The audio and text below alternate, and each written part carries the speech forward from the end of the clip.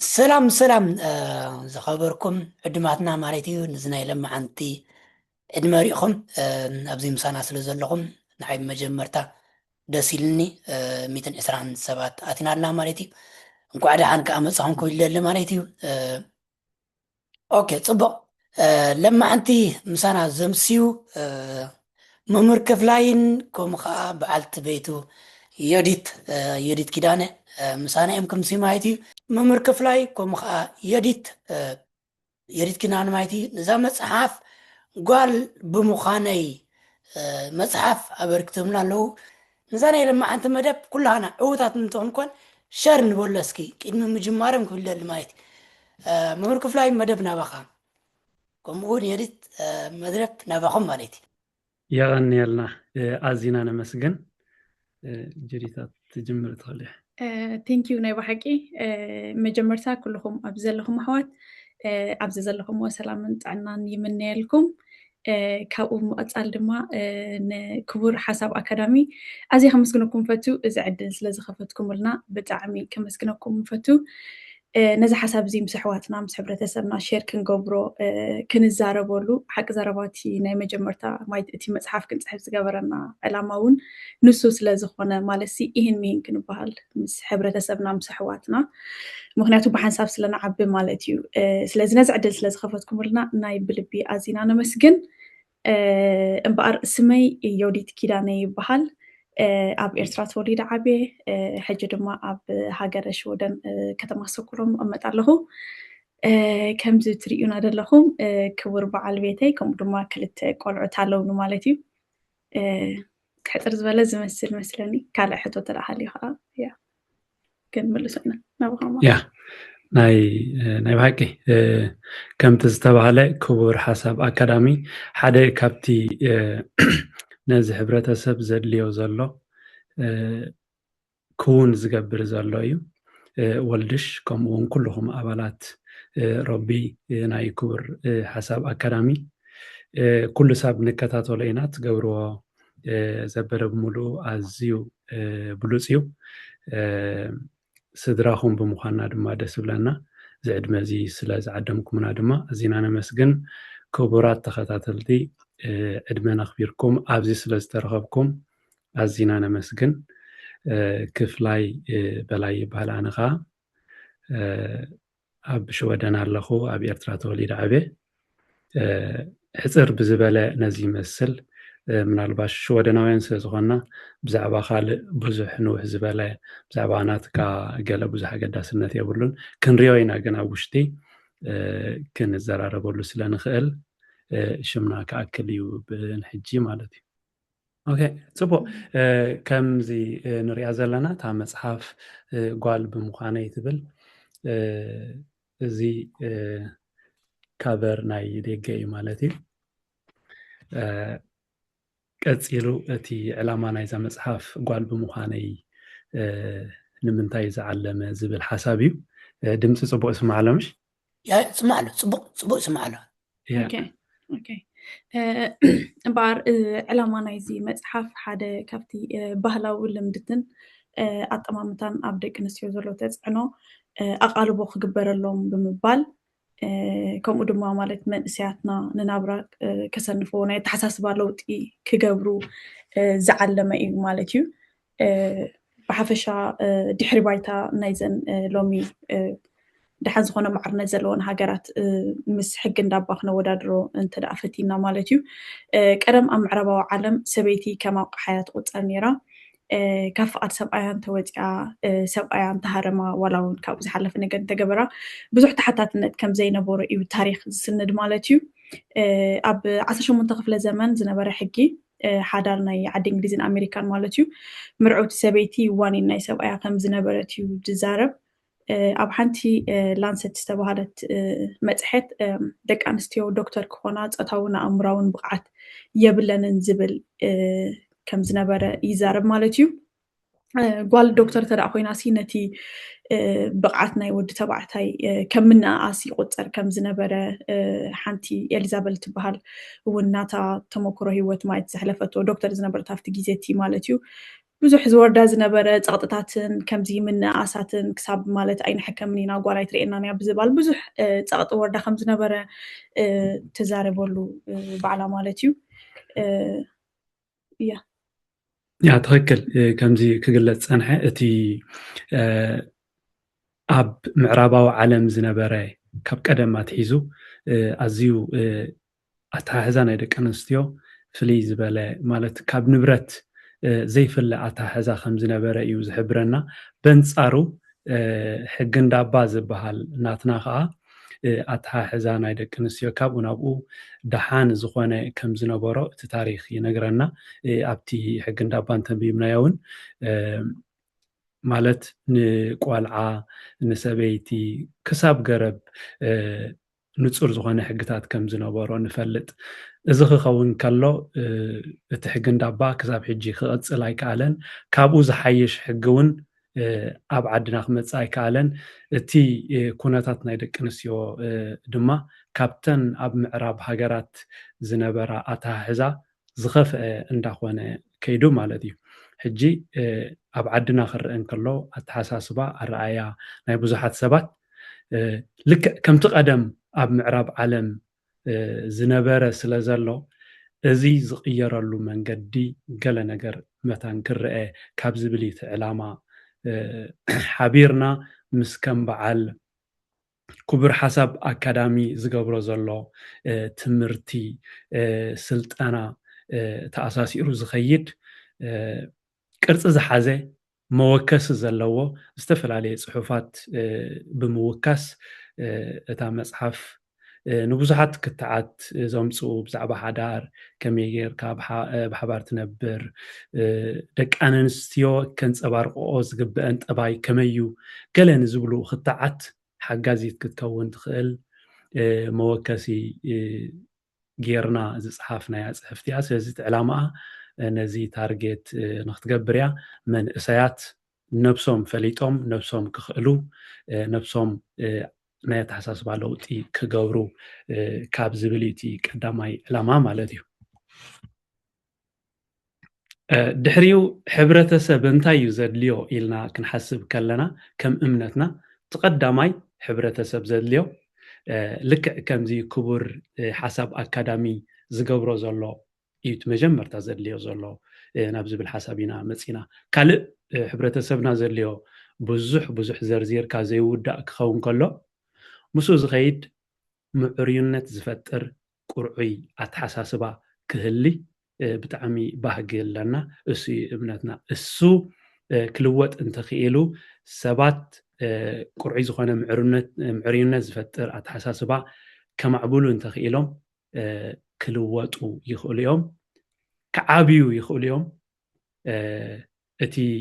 ምምሃዝ ዝበሃል ምዕባለ ክመፀሉ ዝኽእል ድማ ክዓቢ ይኽእል እዩ ዝብል እምነት ኣለና እዚ ክኸውን እንተኮይኑ ድማ ረቂቕ ሕጊ ንኩሉ ንትብሎን ትኸዶን ዝሕግዘካ ዝድግፈካ ክህሊ ኣለዎ ዝብል እምነት ኣለና ብድሆ ኮይኑ ዘሎ እያ ንቡር ዝተወሰዱ ኖርምስ ማለት እዩ ማለት ገንዛበ ብዛዕባ ሓዳርን ዝምድናን ዘለና ኣብኡ ዘለና ገንዛበ እዩ እቲ ብድሆ ኮይንና ዘሎ ወይ ድማ ከም ንቡር ተወሲዶም ዘለው ባህሊ ፀቐጥቲ ባህሊ ንዕኦም ቻለንጅ ናይ ምግባር ብዙሕ ማለት ብዙሕ ዝኸድናዮ ነገር የለን እንተደኣ መፍትሒ ክመፅእ ኮይኑ ከዓኒ ነቲ ንቡር ተወሲዱ ዘሎ ኖርምስ ዝበሃል ማለት ናብ ዝርርብ ክመፅእ ኣለዎ ኢልና ንኣምን ማለት እዩ ያ ስለዚ ክልተ ብድሆታት ማስ እዚ ንሕና ንሓልፎ ዘለና ኣዝዩ ብዙሕ ከቢድ ብድሆታት እንዲድ ኣለና ግን ኣብዛ መፅሓፍ ተወሳኺ ካልእ ኣሎ ሕጂ ግን ምሳኹም ክንካፈሎ ንደሊ ክልተ ብድሆታት ኣዝዮም ከበድቲ ኮይኖምና ዘለው ንቡር ዝተወስዱ ኩሉ ሰብ ክትከይድ ከለካ ዝሕንግሉካ ከምኡ እውን ግንዛቤ ብዛዕባ ከመይ ጌርካ ብሓባር ትነብር ግንዛቤ ብዛዕባ ዝምድናን ሓዳርን ዝብሉ እዮም ማለት እዩ ያ ንቡር ዝተወሰዱ ክንብል ከለና ንኣብነት ባህልና ክቡር እዩ ዝበሃል ሓሳብ ወይ ድማ ዘረባ ኣሎ ባህሊ ብመሽ ክጅመር ከሎ ብኸመይ ዝምስረት ንመን የገልግል ወይ ድማ መን ኢኸ ዝያዳ ዝኽተሎ ዝብል ሓሳብ ቅጅል ክብለካ ዝግብኦ ነገር ማለት እዩ ብዛዕባ እዚ ክትዛረብ ከለካ ስለዚ እንታይ ኢለ ይሓስብ ኣነ ሰባት ብዝነብሩሉ ከባቢኦም ዝህነፁ ብዘይፍታዎም ድማ ዝተፈላለየ ግደ ይዕደሉ እዚ ማለት ንኣብነት ደቂ ኣንስትዮ ከምዚ ክገብራ ኣለወን ከምዚ ክክደና ኣለወን ተባሂሉ ዝዕደለካ ነገር እዩ ማለት እዩ ንኣብነት ኣብዚ ክንሪኦ ኣብ ስእሊ ክንሪኦ ዘለና ኣብ ዓድና ቡን ናይ ሰበይቲ ስራሕ እዩ ብዙሕ ግዜ ሰብኣይ ዋላ እውን ሰብኣይ ዝገብሮ ስራሕ ኣይኮነን መስለኒ ኣብ ጎረባብቲ ዓድና እንተርኢናዮ ግን ከም ዝሪኦ ዘለና ሰብኣይ ቡን ይገብር ኣሎ ስለዚ እቲ ባህሊ ሲ መን እዩ ዝቆርፆ እንተደኣ ኢልና እቶም ሰባት ነቲ ኣብቲ ቦታ ዘለው ሰባት ነቲ ባህሊ ይቀርፅዎ ንሳቶም ድማ ቀርፅዎ ከለው ንዕኦም ብዝጥዕሞም ንዕኦም ብዘገልግሎም ነገር እዮም ዝቀርፅዎ ማለት እዩ ኣባና ክንርኢ ከለና ንኣብነት ባህሊ ቀረፅቱ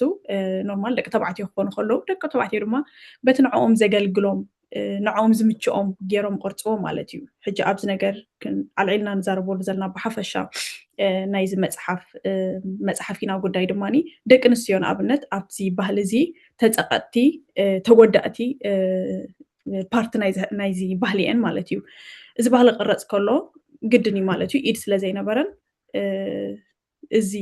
ከምዚ ዓይነት ፅልዋ መፂ ኣሎ ማለት እዩ ከምዚ ጎኒ ንሪኣ ዘለና ኣብ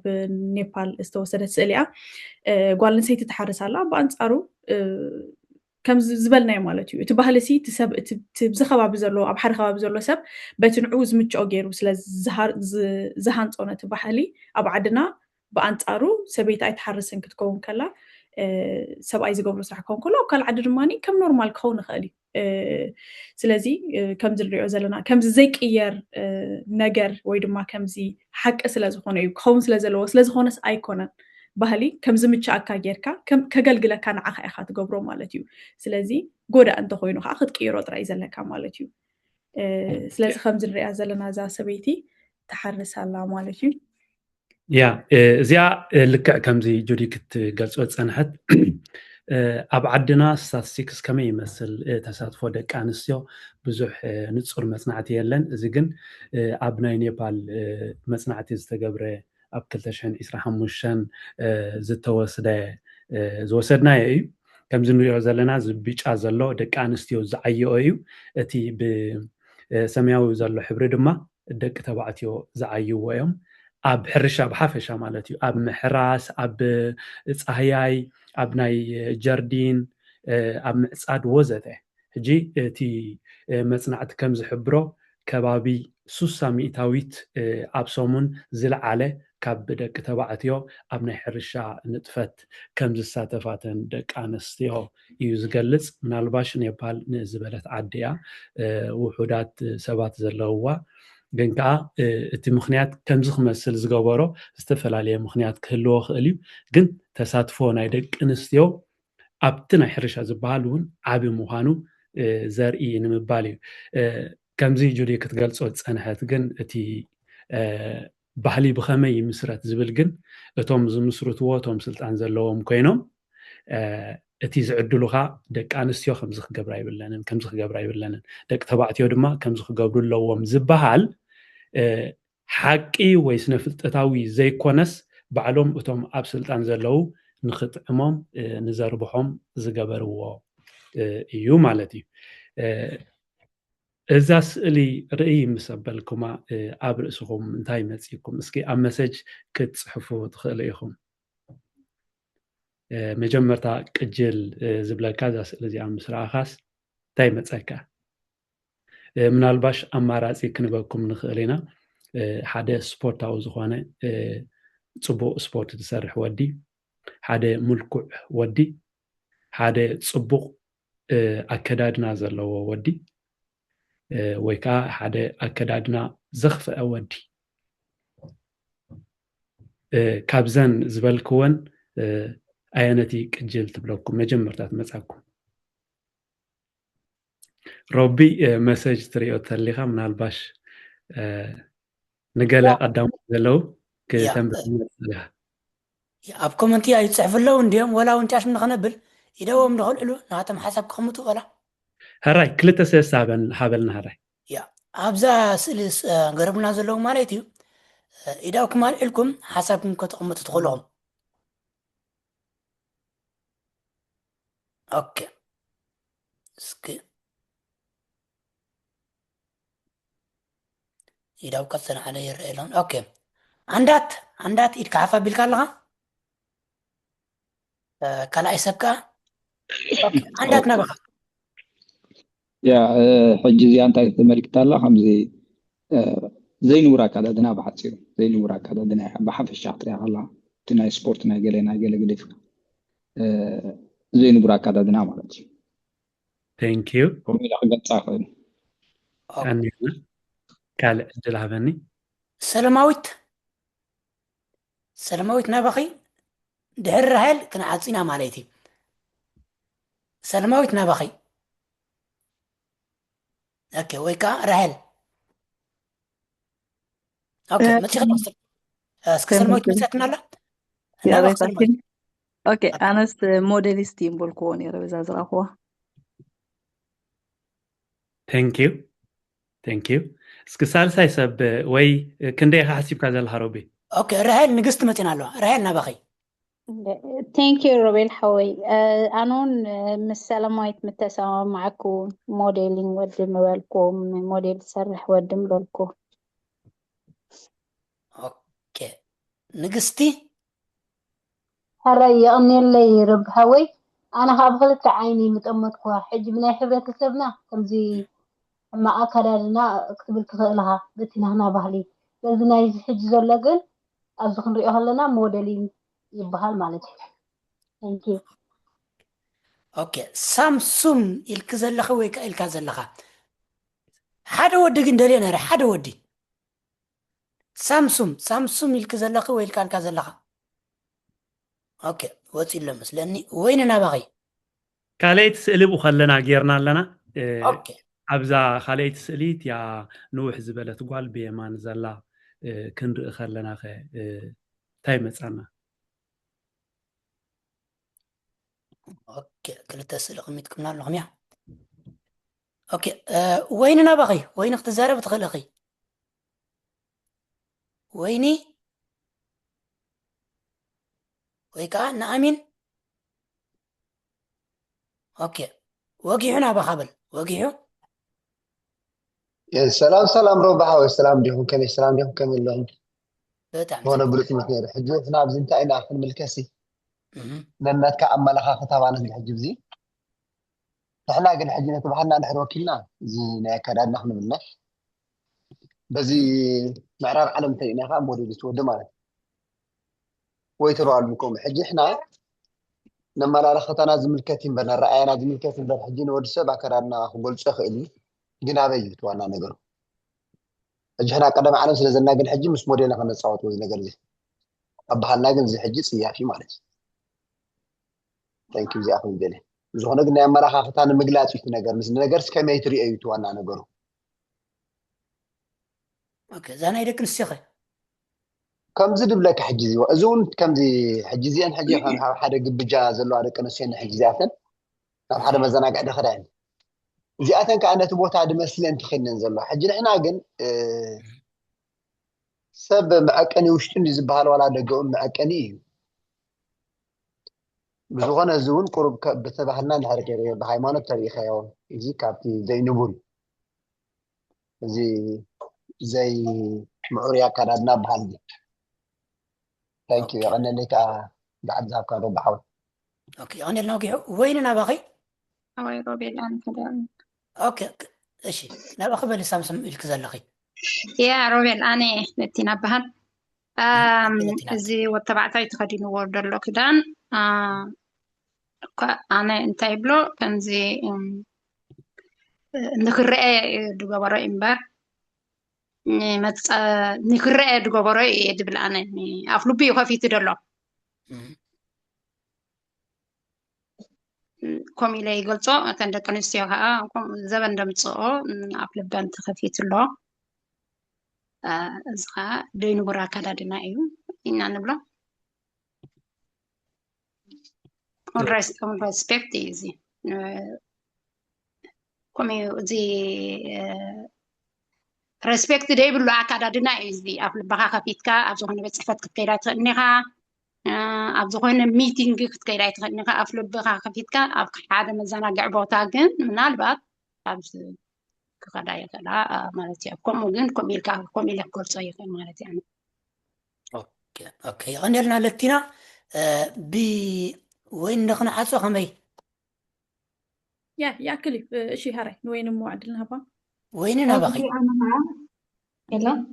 اوكي يا سمع لغي اسكتلي ما فيك أنز أنا وتبعتها كمز جيزة وفاشن نخري بزعرب جولو يمثل كمزي كم ببحلنا تاريخه وتبعتها دورته هفت مسزلو كويني سمعك أبزنا جزية قا نفاشن زمن كتولي تبعتها ويكا غلطو مزار جولو يمثل مالتيو كم مرة أيها مس نولد لنا ثاني حنت نيدك في تاريخها أنا بحد زين حجي أب حبرة سبنا بكدني عبيتي تترعين أزي أنواري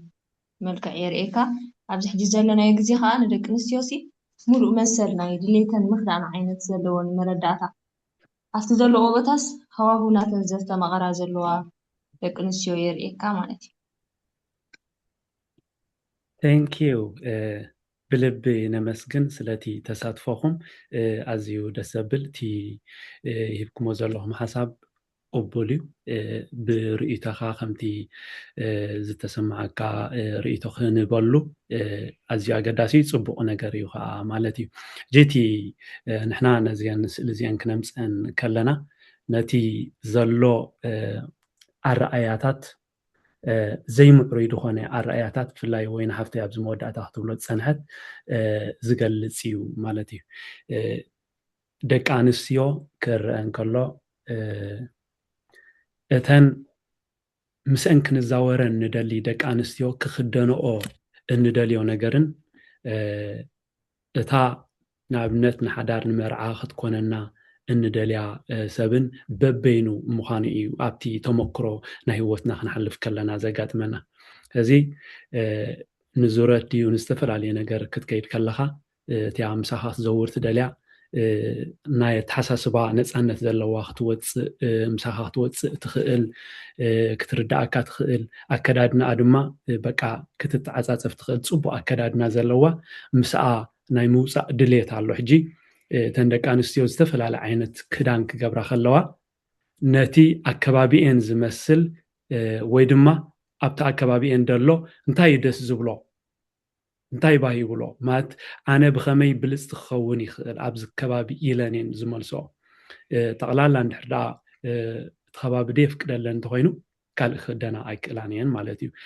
تشجر زمصغن اتسب نتا مسؤ تزور زنبره قديفو بزعبا حدار كحسب كله مسكال اسب كواسب دليت تريولو مالتي حجي ازي اتناي كادادنا الرأيا ابدك نسيو بفلاي زلو تقداميتي سئلن ترينا تودي قبو زخونه كادادنا غيرو يلن ግን ሕብረተሰብ ብዛዕባኡ ክዛረብ ከሎ እዚ ግቡእ ኣይገበረን እዚ ስዲ እዩ እዚ ከምዚ እዩ ኢሉ ብዙሕ ደፊሩ ኣይዛረብን እዩ በንፃሩ እዚያ ከም ዝገለጽኩማ ኣብ ሓደ መዘናግዕ ቦታ እያ ደላ ነቲ ቦታ ዝመስል ክዳን ያው መሊሳ ዘላ ንኣብነት ክትወፅእ ከላ ሰብ እንተርእይዋ ግን ክልቲኦም ኣብ ዝተፈላለየ ግዜ ክወፁ እንተርእዮሞም ነታ ጓል እዮም ዝያዳ كمزي بعلوك زي قب زخانة أكدنا خمسة لوا ززاربولا مالتي دحر زي ززاربو بزعباء أبيوتات صلوايا مسألة نابنت كم حنتي زي إمنتريا خطبال حنتي تركل دي كونه أرأيا نخالو السبات تخون قليلكا نصاب خالق سم ويكا نعا زي قلصة قالات كوها بيرأ مالتي مسؤ زخيد بقى تنوالد اندحرداء زتخفت كداني قبرا حالينس انتاي تشجر كمت كالو انتاي خمس على نزخل انتاي يوم اتي زالو حساباو ናይ ብሓቂ ማለት ሓደ ሓውና ዋላ ክዛረብ ፀኒሑ እዚ ንሰብ ኣከዳድና ዲፋይን ኣይገብሮን እዩ ኣይገልፆን እዩ ግን ከም ዝበልናዮ ከዓ ብዛዕባ ባህሊ ክንብል ፀኒሕና ገለ ዝነበረ ብዙሕ ማለት እዩ ሕጂ እንታይ እዩ ዝመፀካ ኣብዚ ኣከዳድና ሰብ ማለት ናፅነት ኣከዳድና ንምህል ናይ ናፅነት ኣከዳድና ሲ ንመን እዩ ዝያዳ ክህልዎ ዘይድለ እንተዳ ኢልና ማለት ኖርማል ኩላትና ንፈልጦ ጓል ኣንስተይቲ ብዙሕ ክትፍት ዝበለ ማለት ኣብ ዝኾነ ከምዚ ሕጂ ከፍ ኢላ ገልፃ ፀንሐ ኮመንት እንተዳ መፅኡ ብዚኦም ክልተ ሰባት ክግበር ኣይ ቲንክ ነቲ ወዲ ዝበዝሐ ከምዚ ፅቡቅ ገለ ምመፀ ነይሩ ማለት ሞዴል ገለ ወላ ኢለና ኣሕዋትና ማለት እዩ ፅቡቅ ምክንያቱስ ርእይም ሰበልካዮ ገለሲ ዋው ደስ ክብለካ ማይሲ ፅቡቅ ዝመስል ነገር ክመፅእ ክእል እዩ ማይት ኣፍ ልቡ ከፊትዎ ኣሎ ኦፍኮርስ ማይት ከምዚ ስዲ ወይ ድማ ገለ ከዳድና ክትብል ትኽእል ኢኻ ግን ከምቲ ፅልዋ ዘሎ ኣብተን ናይ ደቂ ኣንስትዮ ኣይከውንን እዩ ማለት እዩ ብኣንፃሩ ከዓ እንታይ የርኢ ይመስለና ኣነ ከምዚ ኣከዳድና ናይ ጓልሲ ከምዚ ነቲ ኣብ ልዕሊ ኣኽወርዳ ዝኽእል ዓመፅ ከም መመኽነይታ ንጥቀመሉ ከምዚ ወዲ ስምዒቱ ክገትእ ዘይክእል ንሓሳብ እቲ ኣረዳድኣ ብዙሕ ማለት ናይ ላዕልን ታሕቲ ንኾነካ እዩ ወዲ ብዙሕ ግዜ ምሻሎ ከም ናይ ብዙሕ መግለፂ ናይ ዕብየት ምሻሎ ከምዚ ማለት ብሉፅ ብሱላት ሓሳስባ ገለ ኢና ንዛረብ ኣብ ሓደ ላዕሊ ቦታ ክነቕምጦ ንፀንሕ እሞ ድሓር ምፅእ ኢልና ከዓስ ከምዚ በቃ ስምዒቱ ክቆፃፀር ዘይክእል ገለ ዝመስል ነገር ከዓ ጓል ተኸፊታ ተርእይዋስ በቃ ኤግዛክት ሕጂ እቲ ንኣብነት ገለ ዓመፅ ዝመፅእ እንተዳ ርኢናዮ ፆታ መዓምፅ ይኹን ዝኾነ ነገር እንተዳ ርኢናዮ ወይ ድማ ምልኻፋት ንደቂ ኣንስትዮ ኣብ ዝኾነ ከይድና ገለ ነሰውዕሎ ንኸውን ኢለ ይሓስብ ማለት እዩ እታ ተኸፋፈተ ክዳን እንተጌራ በቃ ብኣንፃሩስ እንታይ ክትገብር ከም ተኸፊታ ከይዳ እዩ እንታይ ማሲ ነታ ጓል እያ ትንቀፍ ሕጅስ እቲ ናፅነት ናይ ኣከዳድና ኦፍኮርስ ማለት ከምዚ ሓፍተይ ክትገልፅዮ ፀኒሕ ከቀድማ ቢልኪ ኣብ ኦፊስ ትክደኑ ዓይነት ኣከዳድና ኣይኮነን እዚ ግን እቲ ኣከዳድና ናይ ናፅነት ኣብ ደቂ ኣንስትዮና ዘሎሲ ካብቲ ናፅነት ዘይምህላው ካብኡ ሓሊፉ ድማ ንኣብነት ዲፋይን ንገብረን ኢና ከምዚ ትክደን እንተደኣ ኮይናስ ምሻሎ ከምዚ እድብቲ ከምዘይኮነት ወይ ድማ እቲ ከዳድና እውን ከም ሓደ ዲፋይን ስንገብረን ኢና ኣከዳድና ገለ ከምዚ እንድያ ከፋት ገለ ማለት ዝመስል ነገራት ንጥቀም ኢና ብዓብኡ ክፀቕጠላ ዝደለኹ ግን እቲኣ በቲ ኣከዳድና ኣሲ ምክንያት ናይ በቃ እንተደኣ ተዓሚፃ ድዩ ወይ ድማ ከምዚ ድኾነ መጥቃዕቲ ተወሪድዋሲ ነቲ ኣከዳድናኣስ ምክንያት ንገብሮ በቃ ምሻሎ ከምኡ ኢላ እንተኸይዳ ደኣ እሞ እንታይ ምሻሎ ከምዚ በቃ እናቱ ጌጋ ኣይኮነን ይመፅእ ሕጅስ ንኣብነት ተኸፊቱ ንኣብነት እቲ ኣጓል ከም ደቂ ሰባት ኩላትና ስምዒት ኣለና ማለት እዩ እታ ጓል ተኸፊቱ ክትሪኦ ከላ ነቲ ወዲሲ ንምንታይ ደኣ ከምኡ ዓይነት መጥቃዕቲ ዘይተውርደሉ እቲ መጥቃዕቲ ክወርድ ከሎ ብኣንፃሩ እዩ ዝኸውን እቲ ወዲ ከጥቃዓ ጃስት እቲ ሕብረተሰብ ከም ሓደ ቅቡል ነገር ገይሩ ይወስዶ እታ ጓል ግን ከምኡ ኣይትገብርን እያ ማለት ተኸፊቱ ስለ ዝረኣየቶ ገለ ዝኾነ ፀታዊ ጥቃዓት ገለ ኣይተውርደሉን እያ ማለት እዩ ማለት ብውሽጣ ክስማዕ ዝኽእል ነገር ህልኸውን ግን ሕጂስ ከምኡ እቲ ኮንትሮል ንወዲ ናይ ምግባር ሲ ብዙሕ ናፅነት ናይ መሃብ ኣለና ያ ትጌጋስ ናይታ ጓል ምዃኑ ጥራሕ ይጎልሕ ብሓፈሻ እቲ ፀቕጢ ዝመፅእ ከዓ ነታ ጓል ጥራሕ መፃ ንሱ ሓዳር ጥንጢኑ ወላ እኮ ናብኣ ዝቐርብ ዘሎ ንብል ዘለና በቃ ሓዳር ከለዎ ውላድ ከለዎ ኩሉስ ንሱ ኩሉ ገዲፉስ በቃ እሳ ስለ ዝተኸፍተት ናብኣ ስሒባቶላ ይበሃል ሕጂ እቲ ጌጋናታ ጥራሕ ይድምደም ማለት እዩ ስለዚ እቲ ሕብረተሰብ ቀንዲ ክፀቕጠሉ ዝግብኦ ኣካል ገዲፉ ነቲ መጥቃዕቲ ዝወርዶ ኩሉ ሰብ እዚኣ ከምዚ ክገብራ ኣይነበራን እዚአን ከምዚ ክገብራ ኣይነበረንን ዝበሃል ይመፅእ ማለት ስለዚ ዘይምዑሩይ ኣረኣእያስ ኣሎ እዩ ኣዋልድ ከም ድላየን ይከደና ጥረሐን ይኹና ኣይኮነን እቲ ነምፅኦ ዘለና እቲ ሓሳብ እንታይ እዩ እሳተን ነቲ ከባቢአን ደስ ዘብል ኢለን ዝሓሰብኦ ክዳን ክክደና በቃ ይፍትና ማለት እዩ ምክንያቱ ደቂ ኣንስትዮ ብባህረን በቃ ነቲ ከባቢ ዘሎ ዝመስል ብሉፅ ኢለን ዝሓሰብኦ ክገብራ ኩሉ ሰብ ዋጋ ከፍላ ፅዕራ ፍትና እየን እቲ ወዲ ከዓ ደስ ብሎ እዩ ምስአን ክዘውር ደሊ ግን ከዓ ብድሕሪት ኮይኑ ከዓ ፀርፈን ብድሕሪት ኮይኑ እዚአን ዝገብርኦ ደለዋ ይብል ማለት እዩ ባዕሉ ኩሉ ነገር እናገበረ ከሎ ማለት እዩ ሕጂ ናይ ከዳድና ኩነታት ክንርኢ ከለና ማሲ عب نجر كم زي كونه مات كاب بحلينا بحلي فلاليو جناب نزياتهم موسي زبالو عليت ناي إثيوبياهم كالوت كل التسلس عليت هتالو أب إثيوبيا تي أكرادنهم بقى تي أكلهم كله كفوت كينو مخد ولا حنتي أيش أجرمني حجي أبتبهلي يدلو شجر نحردا أولد كمزي بقى أبايا نخفي أنا كرادنا نخفي أنا كمزي خوفي وتبل انت هالليخا أبتي زعب خلو أكبابي خو متفت إيروسلا زلو إمبر عب شجر بقى خمزي سمعت كاتو قصاصر زي تخيل نبقوهم زقت وكان نجار سلا زلو أيقونا انت لميدكا كمزي بقى قرب كفت بلا حيلة تتقام بيلكا أتو إلو انت حبيركا تلميدكا كم تقبريخا نو كمو مقبار جيجايو إلو انت مهيركا تبهلخا معمات مدفار جيجا مخانو يرداكا مالتي سيزي كابت خبابي خايو بحفه شهر رانكلو سيزي زيوم كم نريوم زلنا بكا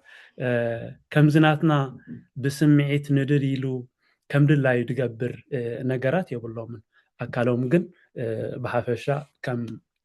تخفيتو كرة أب استفلالي أقاطع متاتريهم واللهم زي أسألي أب استفلالي أقاطع متاتريهم ما تخونو يرى لهم زي باوربوينت حكي يا يرى الله كرعني صبق صبق زهزان تا نبدأ تدولا لا ماما ما أسي جزات متي أزينات أمينة إلى ندأ تدولا لا أدي أدمه قريبا له خزاقوالي أبوخ جن أبجزا يلنديو تبلا هو اللو ولا نسوت أمير له إلى تملس الله زهزان مالتي حجي زوم هتانات 3-4 عامات زبصحيهم تيمس زلو بصحكا كاب زي حيش نتاسبيتي يصبي له مالتي نسا مقبخ تقبرلهم كتبلعهم يصبي له حجي أبو خوينكا ولاد وليدكا حدار مسريتكا عند حردا حلفنت نجزا نفسها مجمرتن نفسها مالتي دحر كان هصانات كان يدقخا بعلها تمقب زيت الحليف كتقبر زيت انت خوينكا كساب كندي ماس نتحلفنت ناي بيت ترى تتصاوت كم زي الله خاي زرئي مالتي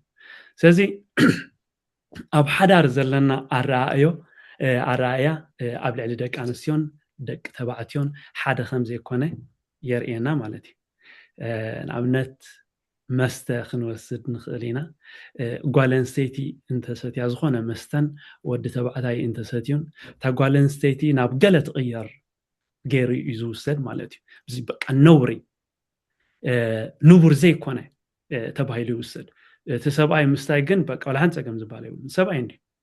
يبحال مالتي جيتي مسه نودي انتاي كمز غبرو نغال انتاي كمز غبرو ما تكصنع زلو ايو بحفشه وشما مئتاو حدا سباي وشما انت اتيو انتاي بلكا سبز غبرو اندالي غيري انا انت حما غيره بلكا سبيت انت غيرا غن ماسي تا تمصا زلومي كمز قتيلوا خمز غاطيمو دارغا سومنا ونسمعو زلنا كابو زبغاسي بقى قاليو غيرونا اخو خنا خلاين قاليو خا بقى سكت بفرح طرح ابو امرؤ بعلو زحسبو كم زخوينا عيلكا كساب كتقتلا زوسدك نساخا معلتاو زغبرو لها مالتي امسي خممتا تسباي ساعه حدا نايليت انت متيو ولا انت كم يقول قال يوم ساعه 9 مئتاو غزا كم سبيت دغير يمسلو سبيتس عشمانته ساعه 9 انت مصيا بزخونه مخنيات ولا برودو مخنيات كا بقى ناب نبري يغير مالتي حجي تي كم نبور تبايلو توسيدو زلو غنكا كل ساب انت يدفطرلنا دلو نودنا خونه نغالنا انقفات يدفطرلنا دلو مالت تردادينا تسمامينا كين خيد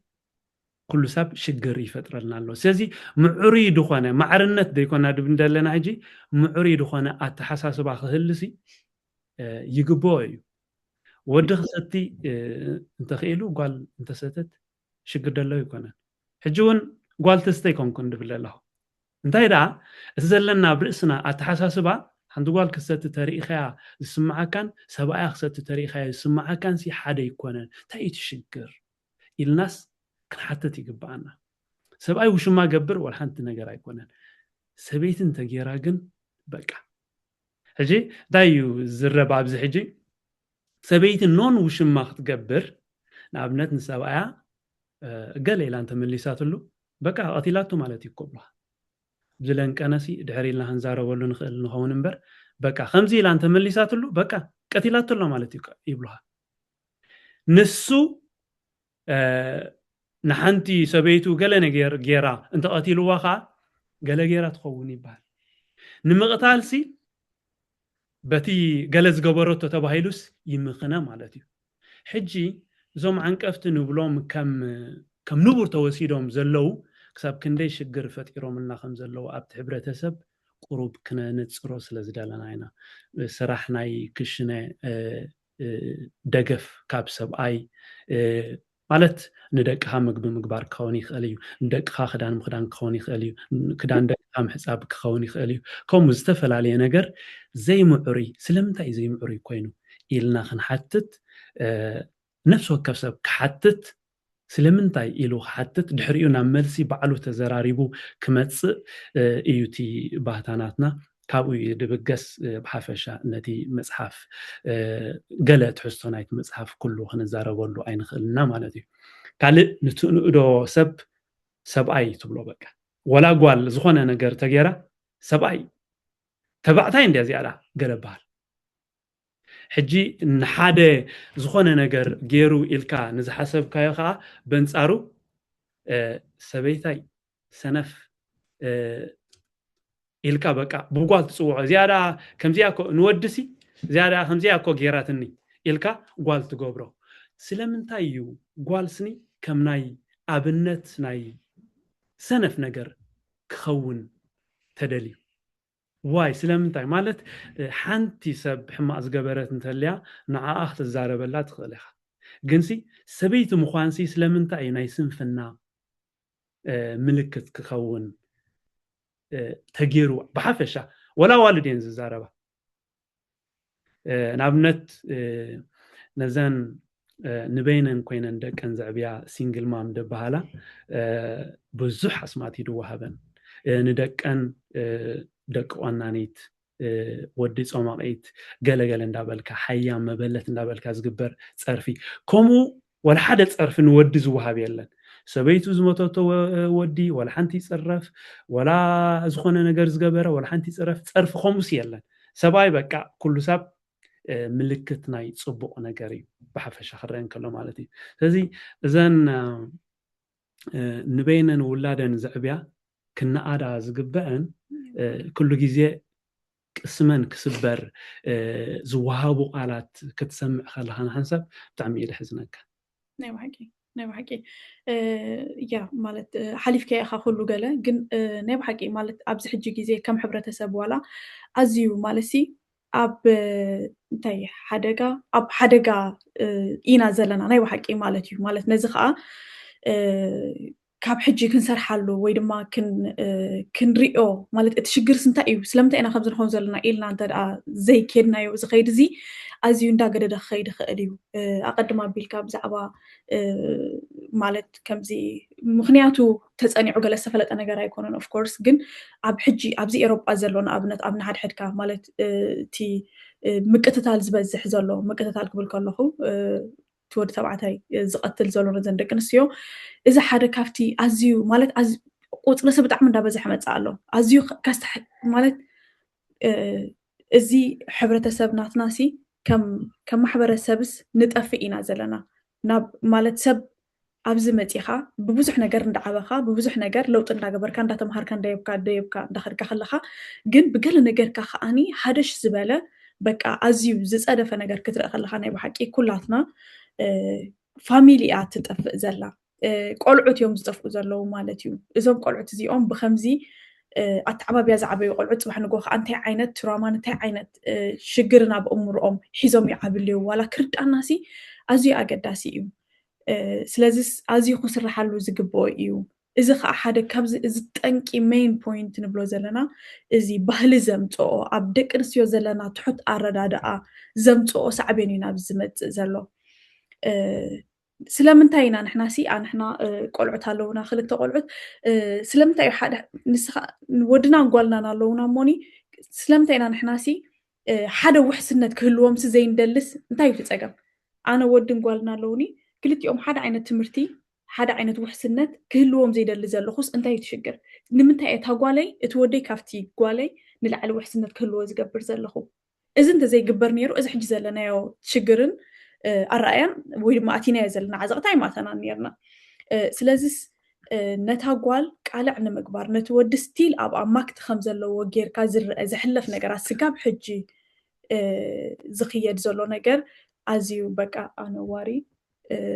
ብሓቂ ኩላትና ወፂና ክንቃወሞ ዘለና ነገር እዩ ንበርስ ኢና ዘለና ማለት እዩ ካብኡ ሓሊፍካ ግልፅ ክተብላ ፀኒሕካ ወላ ንኣብነት ናይ ሲንግል ማምስ ገለ ትብል ማለት እዩ ሲንግል ማምስ ኮይና ኣብዛ ዓዲ ትዕቢ ዘላ ኣደ ደጋፊ ዘይብላ ማለት እዩ ንሓንሳብ ከምዚ ክፅረፍ ክዝለፍ ክትርኢ ከለካ ብጣዕሚ ናይ ብሓቂ የሕመካ ሰባይቶም ደቁ ገዲፉላ ይኸይድ ኦፍኮርስ ያ መብዛሕትኡ ግዜ እንተዳ ርኢናዮ ማለት እዩ ምክንያቱ ንሕና ፓርትናቱ ስለዝኮና ገለ ዝሕባእ ነገር ኣይኮነን ብዛሕዋትና ኢና ንዛረበሉ ዘለና እዚ ሽግር እዚ ሲ ኣለና ከም ማሕበረተሰብ ናይ ተዛረብቲ ትግርኛ ሲ ክንፈትሖ ኣለና ዝፀገምና ኢና ንብል ዘለና ምስ ኣሕዋትና ኢና ንዛረበሉ ዘለና ምክንያቱ ትጥቃዕ ዘሎ ሓፍትናን ሓውናን እዮም ማለት እዩ ስለዚ ሲንግል ማም ኮይና ኣብዚ ግዜ እዚ ስራሕ እንዳሰርሐት ደቃ ተዕቢ ዘላ መግቢ ጥራይ ኣይኮነት እንትምግቦም ዘላ ቆልዑት ንኣብነት ኣብዚ ዓዲ ካብ መግቢ ንላዕሊ ብስነ ኣእምራዊ ክትዕብዮም ብብዙሕ ነገር ማለት እዩ ኣዝዩ ብዙሕ ዝኾነ ቻለንጅ እዩ ዘሎ ምክንያቱ ንሕና እንታይ ይፅበየና ዘሎ ከም ናይ ኤርትራ ናብራ ኣይኮና ንነብር ዘለና ደቅና ምዞም ኣብዚ ዓዲ ዘለው ክወዳደሩ ሲ ኣብኡ ክነብቅዖም ክንክእል ኣለና ሓሰብዎ ማለት እዩ እቲ ዝተምሃርናዮ ደረጃ ትምህርቲ ይኹን ብዙሕ ነገር ብጣዕሚ እዩ ብዙሕ ዝሓፅረና ሕጂ እዚ ሰብኣይ እዚ ነዚ ነገር ከይረኣየ ጠንጢኑ ውላዱ ወሊዱ ጠንጢኑላ ናብ ሓደ ናብ ካልእ ይኸይድ እንተደኣ ሃልዩ እዛ ሰበይቲ እዚኣ ብጣዕሚ ማለት ክትከብር ዘለዋ ክትነግስ ዘለዋ ክነሳ ተመሊስካ ክተቋሽሻ እንታይ ጌራቶ ትኸውን እንዳበልካ ማለት እዩ ዘለፋ ገለ ክመፅእ ኦፍኮርስ ያ ክመፅእ ክትሪኦ ከለካ ናይ ብሓቂ ንሓንሳብ ብጣዕሚ የሕዝነካ እዩ ማለት ክንሪኦ ክንጥምቶ ካብ ሕጂ ተዘይክኢልና ከዓ ኣዝዩ እንዳዓበየ ይኸይድ ኣሎ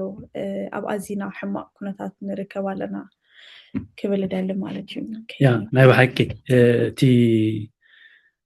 ሰብኣይስ እንታይ ድገብር ምናልባሽ ከም ኣብነታት ንዛረብ ነርና ምጁለቲ በቃ ገለ በጋጣሚ ጥዕና ዘይብሎም ውላድ እንተወሊዶም በቃ ጥዕና ስለ ዘይብሉ እቲ ተወሊዱ ዘሎ ቆልዓ ገዲፉላ ከይድ ማለት እዩ ንሳ ግን ክንድቦን ክንድደን ኮይና ውላዳ ትዕቢ ምናልባሽ ከዓ ንበል ሰብኣያ መይትዋ ክኸውን ይኽእል እዩ ሰብኣያ እንተመይትዋ ከዓ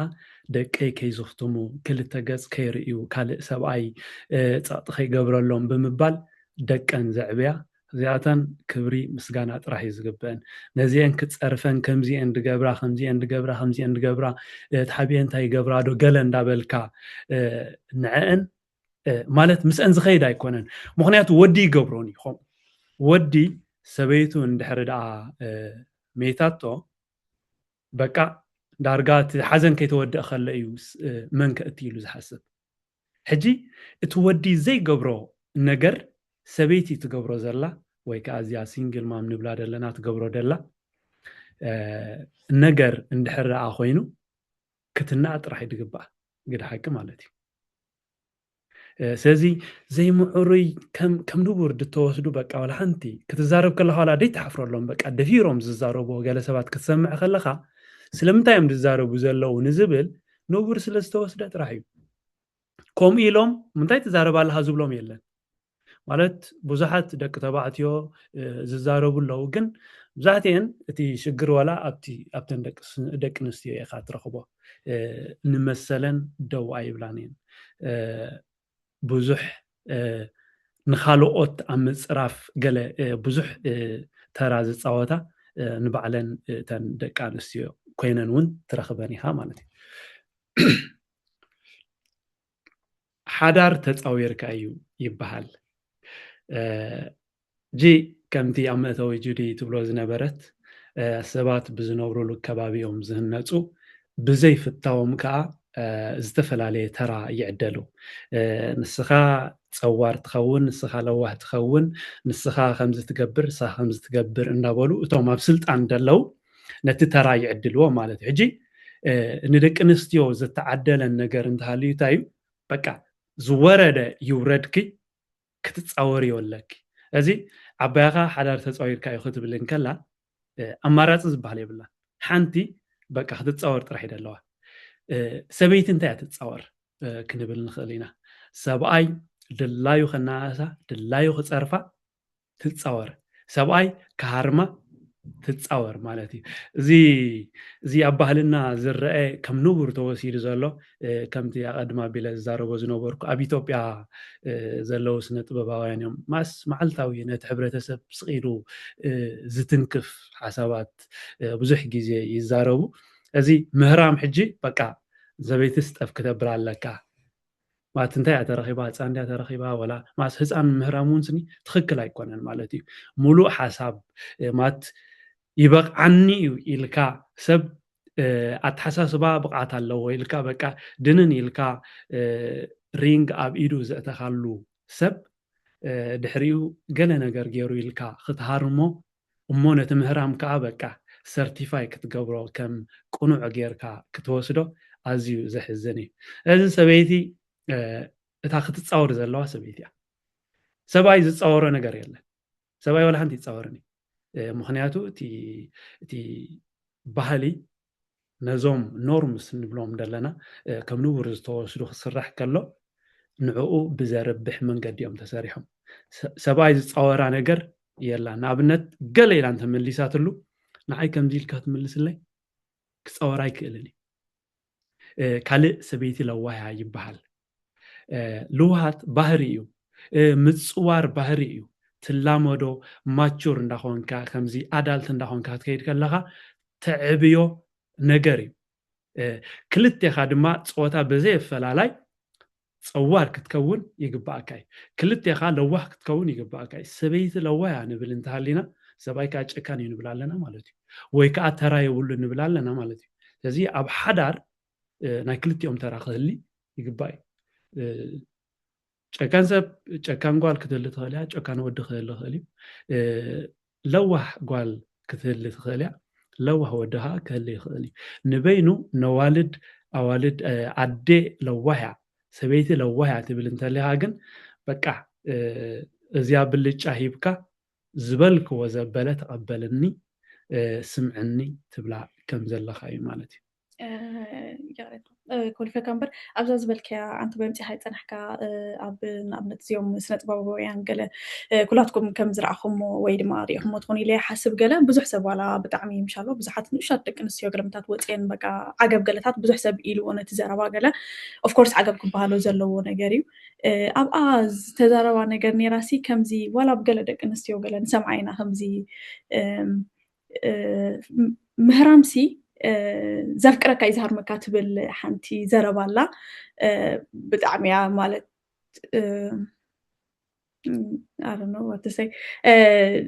ዘፍቅረካ ማለት ሕብሕበካ እዩ ፍቅሪ ማለት ምሕብሓብ ምእላይ ምክንኻን ማለት እዩ ፍቅሪ ማለት በቃ ነቲ ትፈትዎ ሰብ በቃ ከም ነብስኻ ኣፍቂርካ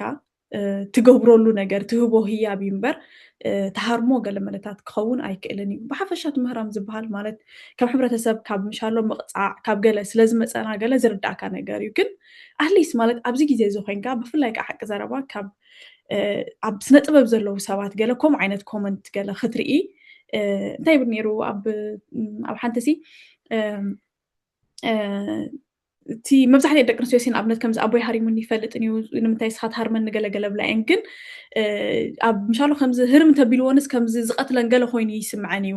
ሕጂስ እወ እታ ናይ መጀመርታ ድሓር ግን ከምዚ ብድሕሪኡ ሓንቲ ግዜ ምስ ሃረመንስ ብድሕሪኡ ከምኡ ዝብላ ተሓሳስባስ የጥፍኦ እየን ይብል ነይሩ ምሻሎ መጀመርታ እወ ምስ ሃረማሲ ከም ኣሃ ይቀትለንን ይባስ ይብላ እየን ማለት ሓቂ ዘረባ ማለት ኣዝዩ ዘሕፍረኒ ንዓይ ማለት እዩ መጀመርታ ካብ ምሻሎ ኣብ ሓደ ስነ ጥበብ ዘሎ ሰብ ስነ ጥበብ ማለት ብሓፈሻ ክመፅእ ከሎ ምሻሎ ነቲ ሕብረተሰብ ዘዕብዮ ነገር ንኣብነት ንሕና ከም ኣብ ኣፍሪቃ ኣብ ድሕር ዝበለ ትሕት ዝበለ መነባብሮ ብድኽነት ክሳይ ኮይና ንነብር ሰባት እቲ ስነ ጥበብ ክመፅእ ከሎ ማለት ነቲ ዘሎ ሽግራት ኣብ ሕብረተሰብ ኣውፅኡ تزربحونا تحبرة سب قوس كجبر تدخم زبالة نجار اليو كم عبلك عمالسي كمهرك حدا ستيب فورورد اندا سحابة خير نتدي حرزو الله حبرة سب اندا سحابو حيل اندهابو تمرت اندهابو كخيد اندا تتصبخ خلخا أمو أبزي جزء زخ بفلاي بمهرمتي بسنك مهرمتي كندي حواتنا سي إنالو زلنا جزء نمهرمتي موتيفيت كجبر نمهرمتي كم مخنيات فقر جيرو خمت كم زي تروماتايز زخونة سب I don't know مالسي is extreme زخنا نجاري مالس حما أيوب تعملنا بحكي بزح حسب كوننا قلق أنيو مالتيو دسيلني أبو استواس وسبات جن زي مهرمتي سي ولا كابدك انستيو ولا كأدم ما بيرتاحهم وكم زي حنت لا دار في ولا أنت تزهرم كاني قال منافع خوين مالت جيجا of course كابو كم دار أكل زعبيت تقول نسيتي كم تبلتخون ويدما كم زي تهرمان تخون كعد فتوى كجل زي مثل بكاسي إلو كستاي زي بلو نجارلو حجي نزسي كخونا نجبؤه كإلا يجبؤنا بحكي بفلين إحنا خاب بسنك مهرمتي بسنكي أفيلوا وأخزار بخلو أب نجار أب شجر نود أصل زلنا مالتيو ناي بحكي منالباش أقاتامي زي نا إثيوبيا كم حجي وانا وسلا زلو تلاعي لمبر تمصحف حفشاوي نز كله نبلو زلنا زتقالل سلا زخونه إنا نأنفنا تمل أبيلنا نخيد دلنا example أمتينا منبر يا سازي نعوم كنملس وي كال أيكون بحفشا مالتي يا حلفنا تودي ناي بحكي أبزي أسي مبزحتو يجيزي كبزي ودي وحسنات يهبيو وحسنات بتنتن قربن يهبيو يبهال مالتيو نابنت أب وحسنات انت أخن زارب كوينا لومي وحسنات ودي تبعتاي تراي زهبو نجر ديو وحسنات لوم سني أوكي قدم وحسنات بقرص ابني رخو نخاليو أرنو ميبي كدمي نوي عمتات جن أبزي حجي جيزي وحسنات مالسي انتاي مالتيو أبزا زلنا حدار نعاي مسكفالي وحسنت مالت بقى أبزا حدار زيقا فقر ختبنا خلخا حلوت كتر إن خلخا بقى مساي تنبر علىخا مساي ممكن كاخ تنبر كلخا نعاي إذا وحسنتي هبني إلي أمن مالتيو انت أنا أبنت كابزا حدارنا وزقي ناب كال نجر كتوت انت رأفتين كذا يسنا مبرا ونجر كتجبر ترأفتين كا أنا وحسنت هيسمع عنني وحسنت يبلين أبز حدر مي بتصبح نجوه قريف كان نابقال كتكيت تخليها إذا ما ليت كأني نسخات رأيت جبرو نجر ديكونا أنا ون تقولون كتجبرو تخل نجري تقول تدعى كفت حدر وزع أنت تدعى كجيجا نجر تجبر تدعى حليا تودق أو حسنت يبلون مالتيو أب زي حدر زندها لها خلها أنا تدعى فقرن سلاما زي هبة كان تدعى حلي كتمتك لها بجوب تقبيله مالسي تزقب أكان نجر زي هبة كانت هالي وحسنت يبل كان مالتيو زج عجقك أبأسي أب عقرقر ثرات توعل ثرات هنجا وحسنت يبل كان مالتيو سلازم وحسنت كبها الكلوس بزاس التريوار اللي خم ترى نري حالينا هنا it doesn't matter قرص مهلاوسي ولا حنتي إتي بتحت هينون إشتي جان حيزولو سبتر عليهمو نتقلت أمسي لومس أقداس نت يبولون وحسنت كأني حجن بوليسن يدعى وحسنت كهبة كاز خلنبر سبعي حجي سبعي سلازلنا أنا وحسنت يسمعني I don't know نايقرا بيت سبعي كهرمندي ولا مالسي زخون نجرس أيقونة لومي وحسنت بك حجي وحسنت هي بك بوليس كا بك أنا وحسنت كا علو مالتي يسرح يا وحسنت بقلص من ترينايو أبز وانزي بفلا بأوروبا نزارب تلينا ولا عدناون كوميو سرحنا بوليس أبت خبابي سلام كسفن بوليس يخسر زلومبر كم دلايكا تقبرتو هينكا ولا ودون ماسي مفل لايس على كله ودي يكون انقلصم زلو مالتي ندحرا بقى ساكت جنباري زهرم يلكا فتين كام سعاده عام زي بلو ستيل ما سعام زلون عام زي بلو ني دفتر مالتي لازم وحسنت بقلصم من تحاسيبنايو ወይ ከዓ بحيل مهلاو انت حاسيبنايو ابزن اوروبا نبرلن زلنا عدታት بكفل ጸጥታ ናይታ ሃገር እዩ ዝውሓስ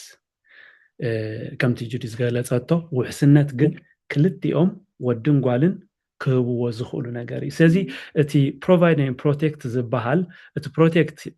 ወዲ ይገብር እዩ ዝበሃል ወዲ ጥራሕ ኣይኮነን ንገብሮ ክልቲኦም እዮም ክገብርዎ ዘለዎም ከም ዝበልክዮ እንድሕር ደኣ ንስኺ ናብ ካልእ ሰብ ክትከዲ ተንደንስ እንተሃልየኪ ኣነ ውሑስ ኣይኮንኩን ውሕስነት ኣይስማዓንን ስኺ ውሕስነት ህብኒ የለኽን ማለት እዮም ዝገለጽክዮ ፕሮቫይድ ዝበሃል ከዓ በቃ እንታይ እዩ ዝበሃል ፕሮቫይድ ስራሕ ናይ ወዲ እዩ ይበሃል ይኹን እምበር ወላ ካብ ቀደም ከምዚ ንሪኦ ዘለና ደቂ ኣንስትዮ ኣብቲ ናይ ሕርሻዊ ስራሕ ዳርጋ 50-50 ዶ ንበሎ መታን ክጥዕም ኣብ ፀሃያ ይበሎ ኣብ ዓፂድ በሎ ኣብ ኩሉ ዝግበር ናይ ሕርሻ ነገር የበርክታ የነ ስለዚ ፕሮቫይድ ይገብራ ከም ዘለዋ ክርዳኣና ይግብኦ እዩ ኣብዚ ሕጂ እንነብረሉ ዘለና ዓዲ ከዓ በቃ ኩለን ሰሪሐን ኣትዋለዋ ማለት እዩ ስለዚ እቲ ፕሮቫይድ እውን ናይ ወዲ እዩ ጥራሕ ክበሃል እንከሎ ማትስኒ ትክክል ዝኾነ ኣባሃላስ ኣይኮነን ስለዚ ሓይሊ ኣለዎ ወዲ ሓይሊ ኣለዎ ግን ሰበይታ ሰሪሓት ኣቲ ፕሮቫይድ ክትገብር ትኽእል ወላ መግብስ ተምፅያ ዝኽርዳኣናስ ኣዝዩ ኣገዳሲ ማለት እዩ ካልእ ብልጫ ደቂ ኣንስትዮ ከም ኣበር ዝውሰደሉ ኣጋጣሚታት ይረአዩ ብቐድም ኣቢልና ዝተዘራረብናሉ ደቂ ኣንስትዮ ብሓደ ሓድሽ ቦታ ክመፃ ከለዋ በቲ ናይ ፍልቀት ዝነበረኦ ካብ ግዜ ናብ ግዜ ቀልጢፈን እየን ዝቕየራ ንኣብነት ኣብዚ ኤውሮጳ ምስ መፃ ዘን ኣሕዋትና ቀልጢፈን ትምህርቲ ይመሃራ ቀልጢፈን እቲ ቋንቋ ይኽእልኦ ሞያ ሒዛ ስራሕ ይጅምራ በቃ ከምኡ ይደዋፀን ከምኡ እንተደይገረን ክፅቀጣ የነ ከምታ ብዓደን ዝነበራ ክሓልፋ እየን ስለዚ ቀልጢፈን ይልወጣ ሕጂ ጓል ኣንስተይቲ ቀልጢፋ እንዳተለወጠት ኣካዳሚካዊ ብቕዓት እናጥረየት ክትከይድ ከላ ግን እቲ ወዲ ብፍላይ ኣብ ዝምድና ዘሎ ወዲ ከምዚ ስክፍታ ሓደጋ ዝመፆ ዘሎ ኮይኑ ይስምዖ ስለዚ ክቆፃፀራ ይጅምር ከምዚ ክዳን ተኸደንኪ ናበይ ትወፅእ ኣለኺ ስለምንታይ ከምዚ ኮይኑ ዝበሃል ስምዒት ይስምዖ ማለት እዩ በንፃሩ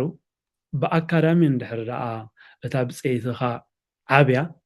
ደስ ክብለካ ንደቅኻ ክትዕብዮም ከም ትኽእል ንኣብነት በጋጣሚ ኮይኑ ክትመውት ትኽእል እያ ስለዚ ዋሕስ ከም ዘሎቶም ንፍዕቲ ኣደ ሰሪሓ ክትእቲ ክትዕብዮም ትኽእል ምዃና ዘተኣማምነካ እዩ ክኸውን ዝግብኦ እምበር ብዓይኒ ጥርጣሬ ክንሪኦ ኣይግባአናን እዩ እዚኦም ኩሎም ንብሎም ዘለና በቃ እቶም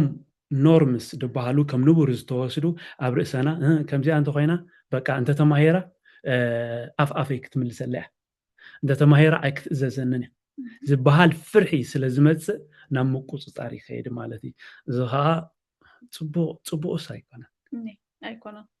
ምክንያቱ ከም ሕብረተሰብን ከም ፋሚሊን እናሓስብ እንተደኣ ሃሊና ብሓፈሻ ኣነ ደቀይ ጓለይ ከምህራ ከለኹ ተማሂራ ልዕሊ ሰባ ኮይና ማለት ልዕሊ ሰብ ክበሃል ከሎ ብዙሕ ግዜ ክስታይ መስሊ ግን ተማሂራ ንነብሳ ክትከውን ካብኡ ሓሊፋ ንቤተሰባ ክትከውን ካብኡ ሓሊፋ ንሃገርና ኣከባቢኣ ክትከውን እየ ዝደሊ ማለት እዩ ስለዚ ንረብሓ እዩ ማለት ከምኡ እንተዘይልካ ኣይትምዕብልን ኢኻ ከምኡትኽእል እያ ብቕዓት ኣለዋ ኦፍኮርስ ብቕዓት ኣለዋ ምክንያቱ ክልቴና ሰባት ኢና እኮ ንሓንሳብቲ ዘሎ ኣረዳድኣ እዩ ምሻሎ ትሕት ኣረዳድኣ እዩ ከምዚ ጓል ዓቕሙ ከምዘይብላ ገለ እምበር ኣብቲ ተርእይና ኮላ ክንመሃር ከለና ኣብ ክላስና ኮ ንሪኦ ነርና ኢና ማለሲ ጓልስ ልክዕ ከም ትወድን ካብኡ ንላዕልን ተማሂራ ክተድምዕ ትኽእል እያ ግን ከምዚ ዝበልናዮ እቲ ዘሎ ፀቕጥን ርድኢትን ናብ ሓዳር ድዩ ናብ መርዓ ናብ ገለ ተባሂሉ ብዙሕ ዝጎታ ነገር ስለ ዘሎ ጥራይ ማለት እዩ ቅፅል ኢልና ክንሪኦ ከለና ኣብዚ ፅልዋ መራሕቲ ሃይማኖትን ትካላት እምነትን ንኣብነት ክንሪኦ ንኽእል ኢና መብዛሕትኡ ግዜ ደቂ ኣንስትዮ ኣብ ምፅላይን ምስጋድን ካብኡ ሓሊፈን ፍልይ ዝበለ ዝገብርኦ ነገር የብለንን ናይ ብሓፈሻ ክንሪኦ ከለና ኣብ ዝኾነ ብፍላይ ኣብ ክርስትና ክንዛረብ ማለት እዩ ካብኡ ስለዝኾና ንሕና ዝበዝሐ ኣብቲ ቤት ኣምላኽ ዝርከባተን ደቂ ኣንስትዮ እየን እቲ ዝበዝሐ እቲ ፀቕጢ ከዓ ግን ስቲል ኣብኣተን ኣሎ ማለሲ ሓንቲ ኣደ ወላ ንኣብነት ኣብ ግርጭት በፂሑ ኣብ ንኣብነት ሓዳራ ኣብ ምፍታሕ እንተደኣ በፂሓሲ እቲ ፀቕጢ ዝግበረላ ማለት ተፃዊራ ክትሓልፎ ተፀመም እዮ ደኣ ሰብኣይ ደኣ ከምኡ እንዳበልካ እንዳኣሉ ከምዚ እንዳኣሉ ትበሃል እታ ጓል ኣንስተይቲ እያ ማለት ስቲል ዋላ እቲ ሃይማኖት ስኒ ነታ ጓልሲ ወላ ሓንቲ መፍትሒ ከምፀላስ ኣይከኣለን ስቲል ዋላ ሱስ ተመሊሱ ይደቑሳይ ነታ ጓል ኣንስተይቲ ዝኾነ ነገር ማለት of course ስድራና ክንፈላለዩ ኣይንደልን ኢና ኣብ ግርጭትን ኣብ ገለን ክበፅሕ ከሎ ተዓሪቆም ነቶም ወሊዶሞም ዘለዉ ብፍላይ ቆልዑት ኣቦን ኣደን ኣርኣያ ኮይኖሞም ከዓብዩ ከይዝኽትሙ ዝኾነ ግርጭትን ገለን እንዳሰምዑ ከይዓብዩ ብቑዓት ቆልዑት ክንዕቢ ተደኣ ኮይና እቲ ሓዳር ክትከል ክትክእል ኣለዋ ግን እቲ ሓዳር ብዋጋ ናይታ ጓል ኣንስተይቲ ጥራይ ክትከል ፌር ኣይኮነን ጉቡእ ኣይኮነን ስለዚ ነዚ ከዓኒ ነቲ ወዲ ተባዕታይ ልክዕ ከምቲ ነታ ጓል ዝግበረላ ፀቕጢ ኣይግበረሉን እዩ እታ ጓል ኣንስተይቲ እያ መብዛሕትኡ ግዜ ሓዳራ ክትገብር ተፀሚማ ክትሓልፍ በቃ ወላ ገለ እንተገበረ ወላ ወሊዱ እንተመፀስ ኣዴታትናስ በቃ እንታይ ደኣ እሞ ከምኡ እንዳኣሉ ማለት ሰብ ዘይገብሮ ዶ ገይሩ እንዳተባሂሉ ዝመፅእ ማእለያ ዘይብሉ ፀቕጢ እዩ ኣብ ልዕሊ ጓል ኣንስተይቲ ዝወርድ ማለት እዩ ዋላ እውን ኣብ መፅሓፍ ቅዱስ ድዩ ገለ ክንሪኦ ከለና ኣሎ ምሻሎ ስጋብ ማዕረ 1000 ኣንስቲ ዘእተወ ኣቦና ሰሎሞን ኣሎ ሕጂ እቲ ጌጋ ምዃኑ ሲ ኣይረአይን እዩ እቲ ከምኡ ዝገበሩ ሲ ዋላ ካብኡ ክንድናቱ ቁፅሪ ይኮን ነበር ብዙሓት እውን ከምኡታት ናይ ብዝሒ ኣንስቲ ምትእትታው ገለ መልታት ገለ ኣሎ ኣብ ብሉይ ኪዳን ማለት እዩ ግን ከም ጌጋ ከም ዝኾነ ሲ ኣይዝረብን እዩ እቲ 1000 ኣንስቲ ከም ዘእተወ ኢና ንፈልጦ እምበር እቲ ኣብኡ ዘሎ ነገር ሲ እቲ መራሕቲ ሃይማኖት ሲ ንከምኡ ዓይነት ነገር ዋላ እውን ስለምንታይ ኢልካ ናይ ምሕታት ብዙሕ ልሙድ ኣይኮነን ኣባና ስለዚ ነዚ ነገር ነታ ጓል ኣንስተይቲ ብዙሕ ተራ ስለዘይብላ እዚ ነገር እዚ ጉቡእ ኣይኮነን ኢሉ ዝሰብኽ ዝመፅእ ዝስማዕ ሲ ኣይኮነን ያ ስለዚ መራሕቲ ሃይማኖት እቲ ንዕኦም ይሓይሽ ዝበልዎ ትምህርታት ከምፅኡ ክእሉ እዮም ኣብ ገለ ነገር ዓማፅ እንተኮይኑ እዚኣ ስለምንታይ ክንብል ከኣስ ይግባኣና እዩ ማለት እዩ እዚኣ ትክክል ኣይኮነትን ስለምንታይ ኮይና ክንብልሲ ኣዝዩ ኣገዳሲ ኮይኑ ይስማዓና ማለት እዩ ክፋል ናይቲ ከም ንቡር ዝተወስደ እዩ ኢና ንብል ዘለና ባህላውን ሃይማኖታውን ከይድታት እዞም ክንገልጾም ፀናሕና ጥቕልል ኣቢልና እንተርኢናዮም እንታይ ዓይነት ሽግር እዮም ፈጢሮም ዘለው እንተልና መሰለን ዝተገፈ ብፀቕጢ ዝዓብያ ደቂ ኣንስትዮ ንክፍጠራ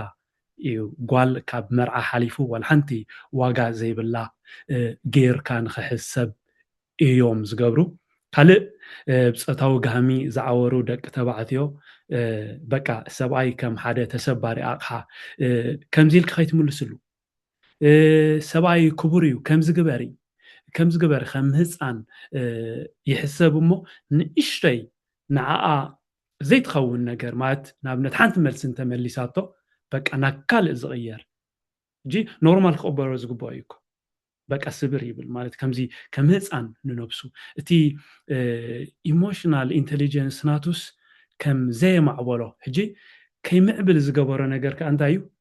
እታ ሰበይቲ ካብ መጠን ንላዕሊ ፀዋር ስለ ዝኾነት እያ እታ ሰበይቲ ካብ መጠን ንላዕሊ ለዋህ ስለ ዝኾነት እያ ከማን ኣነ ከም ዝመስለኒ ንነፍሳስ ኣይትረኽባን እያ ንሳ ኣይኮነትን ሕጂ ንሳ ክትከውን እንተኮይና ከምተን ካልኦት መሓዙታት ዝገብርኦ ዘለዋ ኣብ ደገ ገለ መልታት ክትገብር ትኽእል እያ ግን ካልእ ክትከውን እቲ ሃይማኖትን ባህልን ስለ ዝመሃራ በቃ ካልእ ሰብ ክትከውን ትግደድ ማለት እዩ ፅቡቅ ክትከውን ኣይፅላእኒ ከምኡ ይኮና ንብል ዘለና እቲ ሰብኣይ ከዓ ፅቡቅ ከበርክት ነታ ቤትሲ ብርሃን ክኾናስ ኣደ ጥራሕ ኣይኮነትን ብርሃን ቤት ክትከውን ዘለዋ ሰብኣይ ከዓ ብርሃን ቤት ክኸውን ይኽእል እዩ እዚኣ ዝበልክያስ ከፌ እቲ ሰብኣይስ ከም ተሰባሪ ዋላ ኣይ ቲንክ እዚ ከምዚ ዓይነታት ተሓሳስባና ካይዳንሲ ነቲ ሰብኣይ እውን ኣይጠቐሙን ምክንያቱ ኣክንዲ ከም ዝበልክያ ንኣብነት ዝኾነ ግርጭት ክመፅእ ከሎ ኣክንድና መፍትሒ ምክያድ ኣክንዲ ምሻሎ ኦኬ ከምዚ ኢልካ ሓሳብ ትዛረብለኺ ኣነ ከምዚ ይመስለኒ ከምዚ እዩ ምባል ንኣብነት ከምዚ ኣብ ኣዚኻ ዝተናሃርካሉ ግዜ ነገራት ንክተሓዳዳእ ኣክንዲ ምውፃእ ገለ መለን ኣብነት መብዛሕትኡ ጠንቂ ዝመፅእ ዘሎ ናይ ምቕታል እውን እኮ ሓደ ንባዕሉ ከምዚ ኦፍኮርስ ናብ ገበንሲ ክኸይድስ ይግድዶ ኣሎ ገበንሲ ይገብር ኣሎ ዋላ ንሱሲ ነብሱሲ ይረኽባ የለን ኣይጣዕሞንዎ ማለሲ ሰበይትካ ጥቀት ኢልካ ናታ ጌጋ ይኮነን ኣይጣዕሞን ንብሎ ዘለና ግን ኣይጣዕሞን ዋላ ንዑስ ኣይጣዕሞን ኦፍኮርስ ያ ብዛዕባ ዋላስ ንዛረብ ኣለና ዋላ ገበን ገይሩሲ ንዕውን ኣይጣዕሞን ኢኻ ኦፍኮርስ ማለት እዩ ስለዚ እቲ ዘለና ተሓሳስባን ወይ ድማ ድሑር ኣረዳዳ ኣብ ደቂ ኣንስትዮ ወይ ድማ ባህሊ ክንሪኦ ክንሕዞ ዝገበረና ነገርሲ ዋላ ነቲ ወዲሲ ኣይጠቐሞን ብስምዒት ቀልጢፉ ዝናደድ በቃ ሰብኣይ ቆልዓ ይኹን ዋላ ሰበይቲ ክትዛረብ ከላ በቃ ከምዚ ክትዛረብ ዘይግባእ ገለ ሕጂስ ነቲ ናቱ ኣቢሊቲ እውን ሲ የዕብዮ የለን ኣዳልቲ ይገብሮ የለን የለን ደቂሱ ወንዲ ደቂሱ ወንዲ ካልእ ትሑት ግንዛቤ ብዛዕባ ሓቢርካ ምንባር እዛ ሓቢርካ ምንባር ኣብዚ ከምዚ ነብሮ ዘለና ሓደ እቲ ሓቢርካ ምንባር ከመይ ቢልካ ሓቢርካ ትነብር ከመይ ቢልካ ትዓቢ ዝብሉ ካብቶም ቀንዲ ኣብቲ ክቡር ሓሳብ ኣካዳሚ ዝወሃቡ ትምህርታት ኮይኖም ኣብ ቀዳማይ ክፍሊ ኣብ ካልኣይ ክፍሊ ክንመሃሮም ክንዕብዮም ሩቲን ክህልወና ዝግብኦም ነገራት እዮም ነይሮም ግን ዕድል ኣይገበርናን ኣይተመሃርናዮምን ኣብዚ ምስ ዓበና ገሊኦም ንመሃሮም ኣለና ንፍትኖም ምናልባሽ ከኣቢና ክኾኑ እዮም ስለዚ ትሑት ግንዛቤ ኣብ ሓዳር ትሑት ግንዛቤ ግጭት ከመይ ጌርካ ትፈትሕ ትሑት ግንዛቤ ከመይ ጌርካ ዝምድና ትገብር ፈጢሩሎ ነዚ መፍትሒ አይ ቲንክ ጊዜ ወሲድና ኣለና ክንደይ ደቂቕ ክትቡና ትኽእሉ ረባሓወይ ምናልባሽ ብዙሕ እንደኹም ተዛሪብኩም ምናልባሽ ነቲ ክሰምዕ ፀንሐ ወይ ከዓ ክሰምዕና ፀንሑ ንዕኦም እስኪ ዝያዳ ሕጅስ ግዜ ንሃቦም ወላ እስኪ ሕቶታቶም ሰሚዕኩም ወላ እታ መፅሓፍ ኣዝያ ብልፅቲኣ ናይ ባዕኩ እውን ስጋዕ ዝሕጆ ትገልፆ ፀናሕኩም ደስ ዝብል ኣገላልፃ ገይሩ ትገልፆ ፀኒሕኩም ወላ ካልኣይ መዓልቲ ክዕድመኩም እስኪ ነቲ ህዝብናስ ዝያዳ ሕጅስ ዕድል ንሃቦ እስኪ ሕተቱና ወላ ይሕተትኩም ሞ ካብቲ ሕቶታት ተበግዝኩም ወላ ትምልሱሎም ሶሪ ረባሓወይ ሳመሪ ግን ዳሓን ይግበርዋ ማታን ከይቆረፁ ሳመሪ ሞ ግበርዋ በቃ ሓራይ ተመስል ክሉ ረቢ ኦኬ ሓሳብን ከይቆረፅ ሓወይ ቴንክ ዩ ሓንቲ መፍትሒ ነዘን ክንብለን ፀናሕና ከም መፍትሒ ኢልና ዝሓዘናያ ብዛዕባ ክንዛረብ እሞ ድሕሪኡ ናብኡ ክንከይድ ንኽእል ኢና ስለዚ ነዚ ክንከዶ ፀናሕና ንቡር ስለ ዝተባህሉ ኣዝዮም ብዙሕ ሽግር ዝፈጥሩልና ዝፀንሑ መፍትሒ ትኾነና ብዛዕባ ሓንቲ ክንዛረብ እሞ ድሕሪኡ ናብቲ ሕቶታት ክንከይድ ኢና ጁዲ እትከዲ ትኽእል ኦኬ ንንቡር ምህያስ ወይ ድማ ንንቡር ተባሂሉ ዘሎ መንቃፍ ሓደ ካብቲ መፍትሒ ኢልና ንሓስብ ከም ትሪኦ ዘለኹም ቲዮሪ ኦፍ ኖርም ክሪቲክ ዝበሃል ኮይኑ ነቲ ኣተክሮ ካብቶም መረረ ዝመፆም ጉጅለ ናብቶም ዘይምዕሩይነት ፈጢሮም ዘለው ከም ንቡር ዝተወስዱ ምቕያር ማለት እዩ እዚ ድማ ንኣብነት ከምዚ ክትገብር የብላን ጓል ከምዚ ክትከውን ኣለዋ ጓል ከምዚ ክትክደን የብላን ዝበሃል ነገር ነቲ ሓሳብሲ ኣብ ሕቶ ምእታው ማለት እዩ ኦኬ ከም ዝተኸዲና ስለምንታይ እያ ከምዘይ ትኽደን እንታይ ኮይኑ እዩ ከምዚ ክትከውን ዘይድለ ዘሎ ኣክንድንሰን ኣኽፊአን ኣለዋ ትብልሲ ስለምንታይ እዩ ከምኡ ኮይኑ ከም ዝበልክዮ ናብ ሕቶ ምልክት ተእትዎ ማለት እዩ ተኸገል ቀፅል ስለዚ ነዚ ብኖርም ክሪቲሲዝም ዝበሃል ጌርና መፍትሒ ንሓደ ኣርእስቲ ክንከይድ ኢና ባህሊ ክቡር ይበሃል ስለምንታይ እዩ ባህሊ ክቡር ክንብል ከለናስ ከመይ ማለት እዩ ነዚ ኣብ ሕቶ ተእትዎ ኩሉ ባህሊ ድዩ ክቡር ዝበሃል ብሓፈሻ ታሕቶ ክትመፅእ ከላ በላዕና ይሰማም ዓላይ ባህሊ ክቡር እዩ ማለት ሰብ ባህሊ ክህልዎ ከሎ ባህሊ ደስ ብለካ እዩ ባህሊ ክህልዎ ኣለና ካብ ዝመፀናዮ ዝተፈላለየ ሕብርታት ናይ ሰባት ባህሊ እዮም ስለዚ ሓደ ሕብርና እዩ ባህሊ ሓደ ሕብሪ እዩ ኦፍኮርስ ባህሊ ክቡር እዩ ማለት እዩ እቲ ኣብ ባህሊ ክቡር እዩ ትብል ብሓፈሻ ኣብዚ ከም ናብቲ ምህያስ ኢልናዮ ዋላ እውን ኣብዚ ስእሊ ትርእይዎ ከም ዘለኹም ማለት እዩ እዚኦም ሰርክልስ ማለት እዩ እቲ ዘለዎም እቲ ከም ጉልባብ ኮይኑ እዩ ዳ እምበር ዝመፅእ ኣብቲ ባህሊ ክንቀፍ ዘለዎ ክዕረ ዘለዎ ግን ኣዝዩ ብዙሕ ነገር ኣሎ ማለት እዩ ስለዚ ንኣብነት እንታይ ይበሃል ባህሊ ክቡር ክበሃል ከሎ ዘይርአ ዝተሓብኡ ነገራት ኣለው ንኣብነት በቃ ጠባይ ደቂ ኣንስትዮ ከፊኡ ኣከዳድና ደቂ ኣንስትዮ ከፊኡ ይበሃል ሪሊ እሱ ዲ ትሽግር ኢልካ ክትሓትት ትኽእል ኢኻ ስለምንታይ እዩ ንኣብነት ክንብል ንኽእል ኢና ኣቐዲምና ክንዛረቦ ፀኒሕና ድሕሪኡ እዚ ናብ ምንታይ ድወስደካ እተን ደቂ ኣንስትዮ ኣከዳድነን ተኽፊአን ወይ ከዓ ተጠባየን ማስ ደቂ ተባዕትዮ እውን ማለት ንበይነን ኣይብዕልጋን እየን ድሕሪ ብዛዕባ ምብዕላግ ንዛረብ ሃሊና ንበይነን ዝገብርኦ ነገር የለን ትከዳድና ኩን ኩሉ ነቲ ወዲ ከሐጉሳ ገለ ዝገብርኦ እዩ ስለዚ እንታይ ዝመፅእ ቅድሚ መርዓ ርክብ ወይ ምንዝርና ክገፍሕ ክበዝሕ ዝብል ፍርሒ እዩ ዝፈጥሮ ስለዚ ባህልና ክቡር ክበሃል እንከሎ ነዚኣ ክትክልክል ስለ ዝደለካ ኢኻ ትገብር ማለት እዩ ካልእ ከም ኣብነት ማት ብዙሕ ኣሎ ግን ድንግልና ክነምፅእ ንኽእል ኢና ስለዚ ድንግልና ክተፍርስ ትኽእል እያ ዝበሃል ይመፅእ ማለት እዩ እሞ እንታይ ድንግልና እንተፈረሰኸ ሰብኣይ ክቡር ስለ ዝኾነ ሕጂ ብዙሕ ግዜ በቃ እንታይ እዩ ዝደጋገም ዋላተን ደቂ ኣንስትዮ እየን ዝዛረብኦ ብዙሕ ግዜ በቃ ሰብኣይ ክቡር ይበሃል ንዕባ ሰበይትኸ ሕስርቲ ክልቴና ሓደ ክብሪ እዩ ዘለና ኣምላክ ክፈጥረና እንከሎ ማለት ሓደ ሙሉእ ሰባት ገይሩ ይፈጢሩና ንክልቴና ኣይ ቲንክ ገለ ጎደሎ የብለን ደቂ ኣንስትዮ ያ ስለዚ ሰብኣይ ክቡር እዩ ኣክንዲ ምባል ማለት ኩሉኻ ክቡር ኢኻ ስለዚ ክብረት ኤግዛክት ሰብ ክቡር እዩ ክልቴኻ ድማ ማዕረ ክብረት እዩ ድግባኣካ እዚ ነዞም ተሓቢዮም ዘለው ኣብ ሕቶ ምልክት ነእትዎም ማለት እዩ ባህልና ኤናይ ክቡር ኤናይ ክኽዕረ ይግብኦ እዚ ጠባይ ከምዚ ዝበሃል ዘሎ እንታይ ክኸውን ይግብኦ ናብ ዝብል ኢኻ ትኸይድ ድሕሪኡ ብዛዕባ ድንግልና እንድሕር ደኣ በዚ ቲዮሪ ኦፍ ኖርም ክሪቲሲዝም ዝበሃል ክንሪኦ እንተፈቲና ድንግልና ዝበሃል ካበይ ዝብገስ ገለገለ ኢልና ብዙሕ ክንርኢ ንኽእል ኢና ኣብቲ መፅሓፍ ብዓሚቕ ተተንቲኑሎ ግን ገለ ካብ ምንታይ ዝሽም ካብ ምንታይ ከም ዝተበገሰ ኣብዚ ሓደ ክልተ ሰለስተ ኢልና ጠቂስና ኣለና ማለት እዩ ምስ ግዜና መታን ክንከይድ ነዛ መፅናዕታዊ ፅሕፍቲ ብዛዕባ ድንግልና ክንዛረብ ኢና እሞ ናይ መወዳእታና ክትከውን እያ ማለት እዩ ስለዚ ሕጂ እንታይ ኢና ንገብር ዘለና ኣብ ሕቶ ምልክት ኣቲና ነቶም ዓመፅ ዘምፅኡ ዘለው ነንሕድሕድና ተዘራሪብና መፍትሒ ክነምፃሎም ኢና ንደሊ ዘለና ማለት እዩ ስለዚ ኣክንዲ ድንግልና ድበሃል ኣሎ የለን ገለ ኢልካ ጥራሕ ተሓልፎ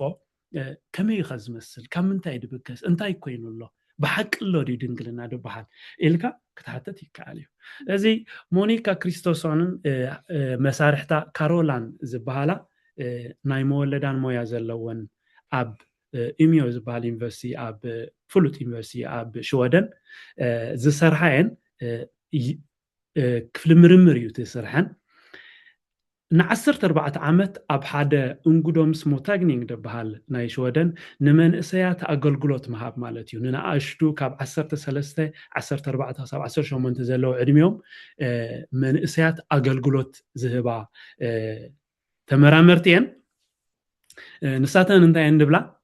ብዛዕባ ድንግልና ኣሎ ድዩ የለን እየን ን14 ዓመት ከባቢ 1300 ደቂ ኣንስትዮ ንዓመት ኣገልግሎት እንዳሃባ መፅናዕተና ካይደን ኣብ መወዳእታ ድማ ሓንቲ ብልፅ መፅሓፍ ኣበርኪተናልና ማለት እዩ ሕጂ እቲ መፅናዕተን እንታይ ድብል ድንግልና ዝበሃል ዘየለ ክንሱ ግን ዓብይ ቦታ ዝረኸበ እዩ ይብላ ድንግልና ኣሎ ዝብል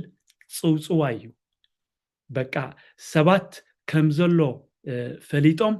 ንኽፈርሑ ዝተገብረ ዓብይ ቦታ ዝረኸበ ሓሳብ እምበር ድንግልና ዝበሃል የልቦን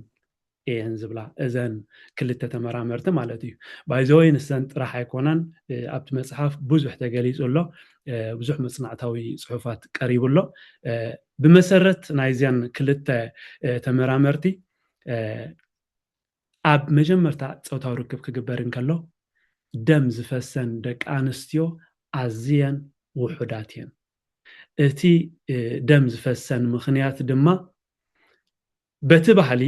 ዓብ ቦታ ስለ ዝረኸበ ኣብ መጀመርታ ፀውታዊ ርክብ ክትገብር ከለኻ የሕምም እዩ ተባሂልካ ስለ ትሰምዕ ፍርሒ ስለ ዝመፀካ ፀቕጢ ናይ ኣካላት ስለ ትገብር ፀቕጢ ስለ ዝገብረልካ ካብኡ ዝብገስ እዩ እቲ ደም ዝወፅእ ይብላ ማለት እዩ እቲ ደም ዝወፅእ ከዓ ነቲ ከባቢ ርሕሚ ናይ ጓል ኣንስተይቲ ዝሽፍን ነገር ስለ ዘሎ ዘይኮነስ ካብኡ ከባቢ 2 ሚሊሜትር 3 ሚሊሜትር ርሒቑ ዝርከብ ክፋል ናይ ኣካል ፀውታዊ ርክብ ጓል ኣንስተይቲ ንሱ እዩ ብሓይሊ ወይ ከዓ ፀቕጢ ክህልወካ ከሎ ደም ዝወፅእ ይብላ ማለት እዩ ስለዚ እንድሕር ደኣ ውሑዳት ኮይነን እተን ደም ዝወፀን እቲ ዘይምፍሳስ ንቡር ክውሰድ ይግብኦ ደም እንተ ዘይፈሲስካስ ንቡር ክውሰድ ይግብኦ በንፃሩ ግን በተን ውሑዳት ዝፈሰን ከም ዓብይ ነገር ተወሲዱ በቃ ንሱ ከም ንቡር ተወሲዱ ማለት እዩ دحر مس زمص زربالو اتي زغغوي ملختي زمحلالفالو انتايو بقى اترحمي غالن ستيتي بغله شفان ويكا ممرين زتشفنه ايو نسو اندحر دعا تقديدو قدم مرعها بقى اتا غالن ستيتي زي امنتي اتخون زبحال صوصو يالو مالتي حجي مجمرتا نتي ناي غالن ستيتي زشفن ነገር يلبون كالايكا سب امون زخون حدا أبولو زبهار ناي سايكولوجي مهور ويكا مصنعت زكايد انتاي زبل نسب امون زغبرو نبص ايكا كنكن مهاب نبص ايكا زي مغدا حداركا خزرق زي مدلايو نحدا سب اب حدارو امون كخون زغبرو امبر دنگل مخان قلا ايكونان يبل حنتي ايثيوبياويت دكتورون بيرسابيه تبحال اذا دنگلنا زبحال عبي بوتا يحيزو تبل يخون امبر امونغو دنگلنان امرون والحنتي كسابلومي والحنتي ركب كمزيلو مالت امون كمز قبركا زري والحنتي مصنعتي كسابلومي كمزيلو تقلص مالتي سلازي كمزي كمزلو بخالق ملك مفلاتكا ازيو اگداسيو مودات انتا يمدبلو اتوم سويدش اسوسيشن فور سيكشوال اديوكيشن زبالو ابزي سكاندينيفيان دبال هاجر اتوم هاجرات بمولهم اتوم حزب بزعبا دنگلنا زبال حتو زبال يبلهم ماس دنگلنا زبال كمزلوون ايفولتونيم اتقال قيروم يوم قدم حجي دنگلنا ويكا مودوم سينان يبال نيرو بناتهم شم قيرومو حجي اندحر دعات شم تغيروا اتزنبرن ابنت دنگلنا زبل نحنا ابت مصحف شم قيرنا لنا عنكل رحمي إلنا يلنا تدنگلنا زبال مغنياتو ابت اسم تصيرو زخيد بزح نتي نغالن سيتي صقط زمص الله بهيلات سلاز فتر مالتي ስለዚህ بخمس منقد غيرنا نتي دنگلنا زبل اب حتو ملكت انت اتينايو حجي الله يلنا يكون تخطعناناتنا نتن زرخبنا مصنعتاو صحفاتينا ابزي كنገልጸን ፈቲና ዘለና እቲ ቀንድ መልእኽትናናትና ግን ብአሎ የለን ንስኺ ከምዚ ኮይንኪ ገሌልካ ዝፍጠር አሞንጎኻ ምክርኻር ናብ ባእሲ ናብ ምቅትታል ዝወስድ መታን ክተርፍ ካብ ዝብል እዩ ማለት እዩ ስለዚ አይ ቲንክ አብዚ ክአክል እዩ ይመስለኒ ናብ ሕቶታት ክንከይድ ንኽእል ኢና ካልእ መዓልቲ እንድሕር ደኣ ዕድል ተፈጢሩኻ ተሪፉ ዘሎ ገለ ብፍላይ ሎም ዓንቲ ዘዳለናዮ ክንምልኦ ንኽእል ኢና ነታ መፅሓፍ ብሓንሳብ ክንውዳእ ንኽእል ኢና ከምኡ ክንገብር ንኽእል ኢና ኣዝና ነመስግን ይቕሬታ ከዓ ንሓትት ግዜኹም ስለ ዝወሰድናልኩም ቴንክ ዩ يغنيلنا ممركف لاي كوم يديت بتعمي دس بالأقرار لسا مزا مصحف مجوت مصحفكم نقال بمخانيت بالماريتي أزيا لما عندها بزيارة عم مجلسها مسجوركم ناس زيارة تقلق تريف النيسان زي تردع أكوا كم زجوركم سلاس جلسكم لي ويكاس سلاس جلسكم لا أزيا يمسجن حتى خحتتي لنا أنا ماريتيو أنا إذا يحاف كيبلكم بزح حتى طلع له سلازلو بزيا قاتامي زامس حاف أبي كرخوا قام تخلو بزيادة سكي وي يديت ويكا كفلاك إلنا بتحتى متاونا مالتي زياسك مجلسي حبوم ما يسوز حسابات له كي وصلنا نقوله ኣብ ምስረቢ ኣሎ ገለ ዝተወሰና መፅሓፍቲ ኣለዋ እንድሕር ደኣ ዘድሊ ኮይኑ ፅቡቅ ጌርና ክንሰደሉ ንኽእል ኢና ካብኡ ዝተረፈ ኣብ ኦንላይን ኣብ ከም በዓል ዮናታን ፑንቴስ ዝበሃል ናይ ሽወደን ሰማያት ዶትኮም ኣሎ ያ ኣብ ብዙሕ ቦታ ኣሎ ኣብ ናይ ሽወደን ክብረት እንታይ ትበሃል ናይ ክብረት لسان ولدي ልሳን ወለዶ ኣብኡ ክንረኽባ ንኽእል ኢና ብኣካል እውን ኣብዚ ከባቢ እንተሃሊኹም ምሳና እውን ኣላ ክንሰደልኩም ንኽእል ኢና ግን ኣብ ዝተፈላለየ ዓድታት ከምዚ ናይሮቢ ናይ መፅሕፍቲ ዘለዎም ሰዲድና ኣሎም ኣለና ኣብኡ ክትረኽብዋ ትኽእሉ ኢኹም ንዓና እውን ክትደሃዩና ትኽእሉ ኢኹም ብኸመይ ክትረኽብዋ ከም ትኽእሉ ናይ ፌስቡክ ኣለና ክንገድፈልኩም ንኽእል ኢና ወይ ከዓ ከም ዋትሳፕ ዝመስል ክንገድፍ ንኽእል ኢና ኦኬ ይቐንየለይ ብልቢ ማለት እዩ ነዚ ዕድመ ናይ ለማዓንቲ ኽቢርኩም ነዛ መፅሓፍ ብሕፅር ዝበለ ምግለፂ ክትገብሩላ ብምኽኣልኩም ማለት እዩ